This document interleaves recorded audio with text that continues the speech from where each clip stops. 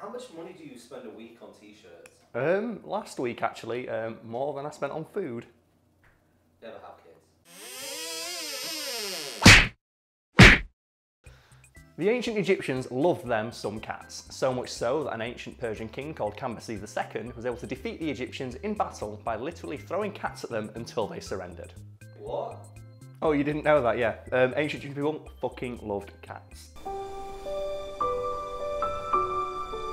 If a building burned down, the Egyptians would run in and save the cats if there were cats inside before they put the fire out. If you accidentally hurt or killed a cat, you would be put to death. And if you owned a cat that died of natural causes or old age, you'd shave your eyebrows off to let people know how sad you were that it had gone away. I just never owned a cat. It'd be easier, wouldn't it?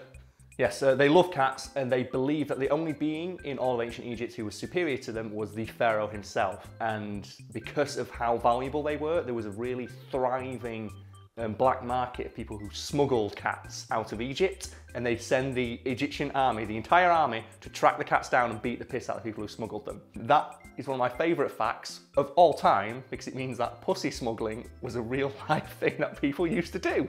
Giggity giggity, giggity goo.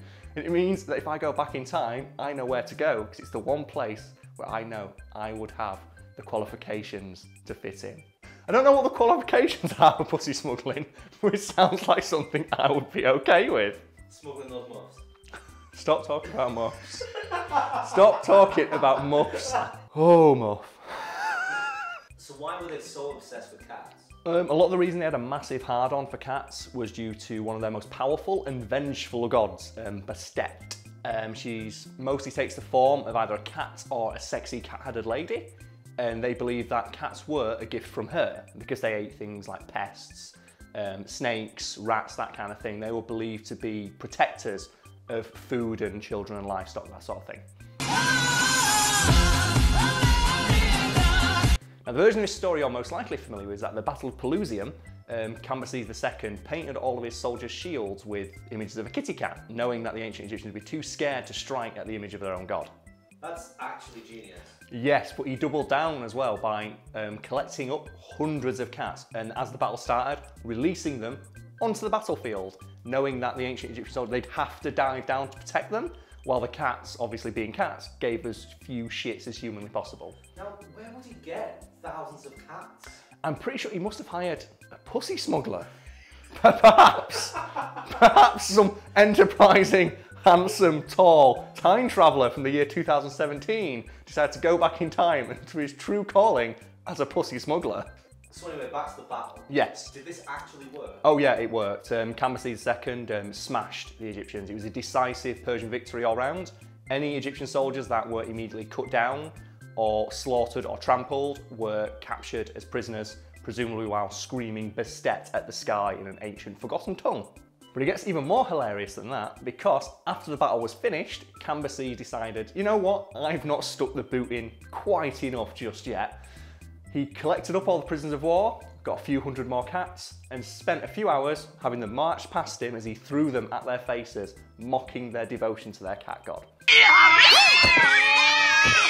Now, I don't know about you, but I imagine that would shake my faith at least a little bit in my cat god. If I believed that cats were all powerful, all divine beings, and I saw some Persian motherfucker throwing cats at me while calling my cat god a dick, I think my faith would be legit shook, to use the modern parlance.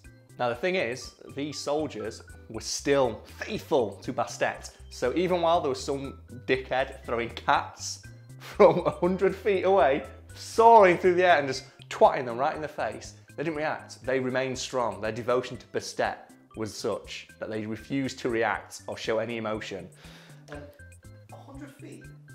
Did he catapult them or did he chuck them? I don't know. I don't think... When you said 100 feet, I was like, he's got to have some kind of equipment because he's not launching these cats that far. Well, the image I have in my head, there's no like, obviously, historical accounts or like pictures or anything like this. The image in my head is they are all marching below him and he just stood above, just hooking those cats, just getting full on American football style.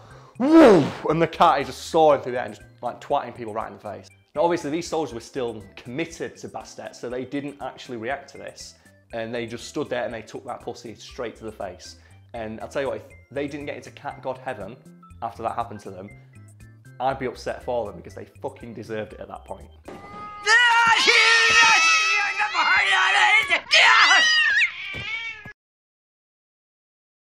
So hi guys, I hope you enjoyed that video. If you did, why not leave a like or a comment below, or subscribe to our channel if you want more content like this. Anyway, dickhead, I'd be a great dad. I look after kids so well in The Sims. The Sims? The Sims? The Sims is hard. Have you tried looking after kids in The Sims? Right, what I did once, and this is a cool thing you can do, if you boot up a copy of The Sims 1, you can't do this in any other Sims game, you can make a family consisting of just one child. No parent? Nope, it's the only game that lets you do it. So what I decided to do is I made Kevin McAllister from Home Alone. And I put that little fucker in a house. And you know what? Let's see how realistic Home Alone was. I was going to be a good dad to him though. I thought, I will be a good, benevolent, floating sky god dad. And I made sure he had everything he needed. I put him a TV outside so he could get fresh air while he was watching TV. I bought him a goldfish to teach him responsibility. And do you know what he did? He painted. So I bought a forest, a fucking forest, and put it outside next to the easel. Do you know what he painted? A little stick figure next to a house. Little shit, he was painting for 6 fucking hours and painted that. So I sent him to school. Kind of felt bad about like selling his painting to pay for his food, because that's the only way kids in Sims can make money. So I bought him 18 teddy bears when he got in. Do you know what he did? Walked straight past him. So what I did instead, I decided I'll buy him a tiger skin rug because he was bawling. He was scared of it. He wouldn't get out of bed. I put it on his floor when he was asleep. He woke up and wouldn't get out of bed. He spent about 14 hours screaming at this tiger rug. I wasn't going to give up. I've got all day. I can fast forward time. He can't. He missed the day of school because of that. Sent him to school the next day. He got in knackered, pissed himself on the floor and started mopping it up. Because what I did is I made him a neat freak. And he was up at midnight mopping up piss. But the problem was, my neighbours own about 30 fucking cats. So every time he mopped up piss, another cat would come and piss on his lawn. You know how happy I made him in his little house. I bought him teddy bears, I bought him rugs, I bought him food, I sold windows to buy pizza. He'd go outside, and because there was about 40 different puddles of cat piss, he'd go to school sad. I put the move animals thing on so you could pick up things, and I deleted every neighbour's cat. I did that for my son. I trapped my neighbours in little boxes because they wouldn't stop annoying him when he was trying to eat his pizza. And you have the cheeks call me a fucking bad dad? No, I'm a good dad. Out of interest, were you drunk? Yes.